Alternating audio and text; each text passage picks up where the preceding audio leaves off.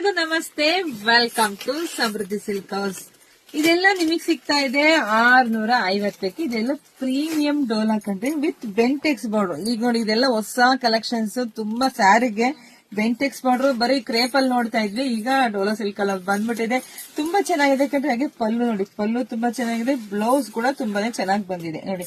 Border ಇತ್ತು, ಬುಟ್ಟ ತುಂಬಾ ಚೆನ್ನಾಗಿ ಕಾಣಿಸ್ತಿದೆ ಕಂಡ್ರೆ. ವೇರ್ ಮಾಡೋದಂತೂ ತುಂಬಾ ಚೆನ್ನಾಗಿದೆ.